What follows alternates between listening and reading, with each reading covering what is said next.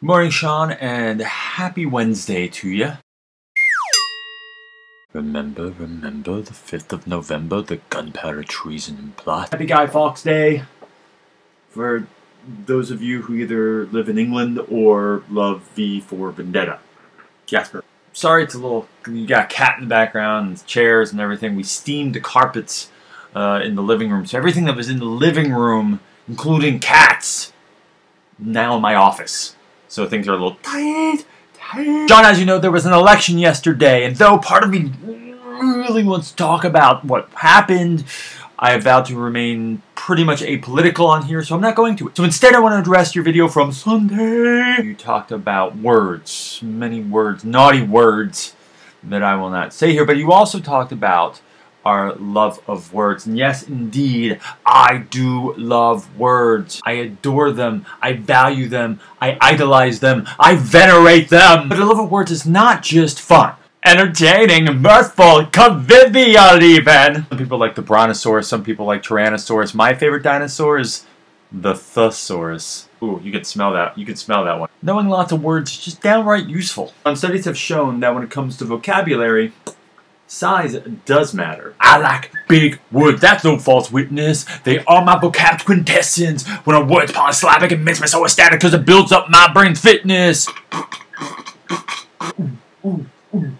That was troubling. Sean, study after study after study has shown a correlation between vocabulary size and success. The more words you know, the better reader you are, the better you do in school, the more money you will eventually make in life. It is that simple. Words, words, words. But see, this vocab growth starts before you're even aware of it. It all starts when you're 1, 2, 3 years old and your parents are talking to you, singing to you, hopefully reading to you. The more your parents do those things, the better prepared you are going into school. And you and I were very lucky in this regard because we had English teachers as fathers who helped set us on the right path. Those earliest years are probably the most important because it sets the foundation upon which everything else will be constructed. But here's the rub.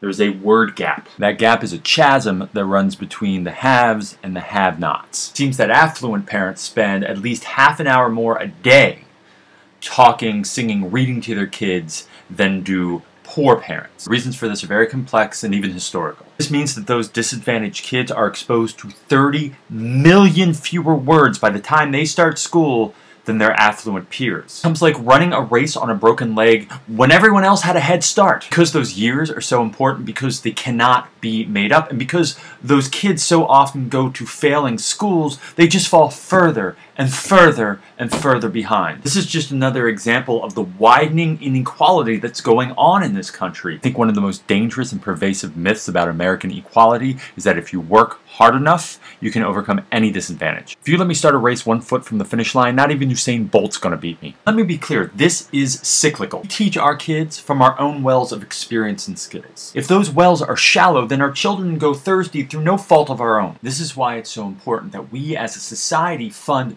early education programs for these kids. We must try to do something to ameliorate the dearth of skills that they have when they start kindergarten. Listen, I know these programs are not perfect. They are not a panacea. Right now, some of their effects seem to be very short-lived. What that means is we need to find a way to make them better, make them stronger, not get rid of them. Listen, this is not a poor person problem. This isn't a minority problem. This is an American problem. And as Americans, we all need to help fix it. Education, man, I'm telling you, education, that's where it all begins. I don't know if this is new at all, but it seems that education and the educated are becoming more and more devalued in this country. The more educated one is, the more elitist or effete they are said to be. I don't know.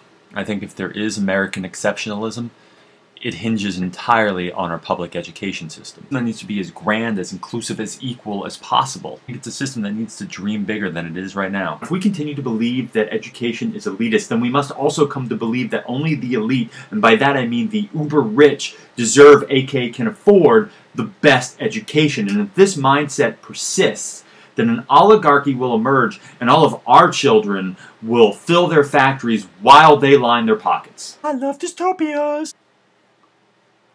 If you want more info, check out the links below. Just a general and obvious side note, the more you read, the better your vocabulary, especially when it comes to reading fiction. That's it for me today.